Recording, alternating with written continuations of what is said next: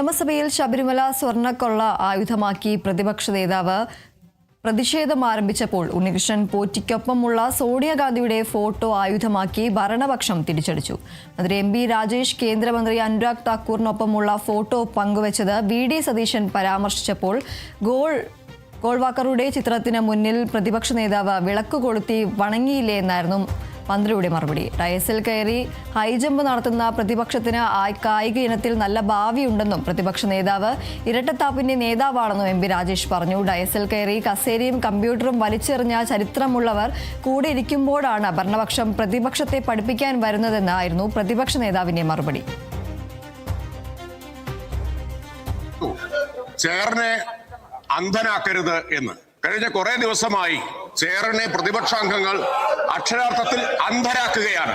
പക്ഷെ എനിക്ക് മനസ്സിലാവാത്തത് ബഹുമാന്യനായ പ്രതിപക്ഷ നേതാവിനെ ആരാണ് അന്ധനാക്കിയത് എന്നാണ്. ഗാന്ധാരി സ്വയം അദ്ദേഹത്തിന്റെ കണ്ണ് കെട്ടി എന്ന് വേണം മനസ്സിലാക്കാൻ.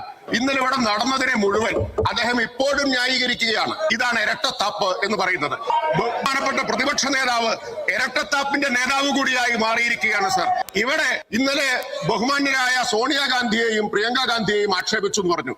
എന്താ നടത്തിയത്? ബി.ജി. റാംജി ബില്ല് പാസാക്കിയ ശേഷം പ്രധാനമന്ത്രി നരേന്ദ്രമോദിയുടെ കൂടെ പ്രിയങ്ക ഗാന്ധി ചായ കുടിച്ചു എന്ന് പറഞ്ഞതാണോ ആക്ഷേപം, കുടിച്ചതാണോ ആക്ഷേപം? അതാണ് നിങ്ങൾ ആലോചിക്കേണ്ടത്. ഉള്ള കാര്യമേ പറഞ്ഞുള്ളൂ.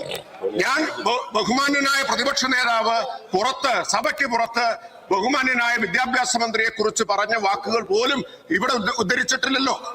ബഹുമാന്യായ സോണിയാഗാന്ധിയെ തെരുവിലിട്ട് ചെണ്ട കൊട്ടുന്നവരെ കൊട്ടാനുള്ള അവസരം വലുത് പ്രതിപക്ഷമാണ്. നിങ്ങൾ വ്യക്തമാക്കേണ്ടത് സ്വർണം കട്ടയാളും സ്വർണം വാങ്ങിയാളും